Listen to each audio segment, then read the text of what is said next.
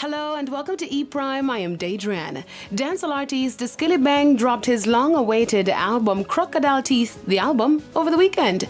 The project was released on Friday and saw dancehall artists, industry players and fans celebrating the project. In a post on Instagram, Skillibeng shared a series of photos of himself sporting Crocodile Teeth branded merchandise in support of the album. Now, in this second photo, Skillibeng can be seen cradling a baby assumed to be his newborn son. The infant was also dressed in the Crocodile Teeth branded onesie.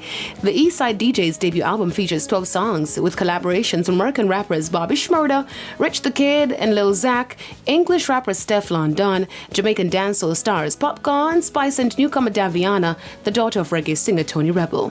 Crocodile Teeth, the album, is the follow-up to the DJ's previous projects, The Prodigy Ladies Only Edition, which was released earlier this year, and The Prodigy Mixtape, released in 2020. Now, the dancehall culture was on display once again at Thrillverse 3 over the weekend. The concert featured some of the biggest names in dancehall at the Barclays Center in Brooklyn, New York on Saturday. The event kicked off with performances from dancehall artists TJ, the Up Top Boss, Cranium, Conscience, Sham, and Dexter Laps. And this I'm a cleaner and I'm a back pocket here. Lord God. Well, listen, man, call White Club, they don't know from them, this, them, don't know that. Reggae legend Barrington Levy performed a slew of his hits.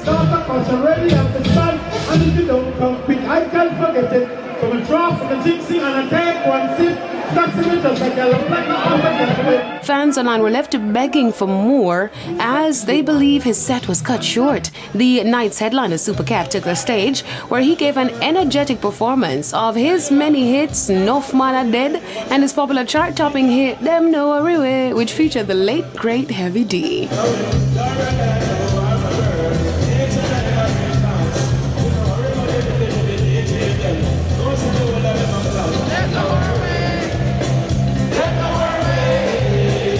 Thrillverse 3 is the third event in the Thrillverse series. The first two events were held in August and surpassed 5 million views.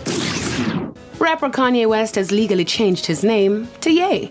After filing paperwork to change his name, the rapper born Kanye Omari West finally got his wish granted on Monday by Judge Michelle Williams in a California courthouse.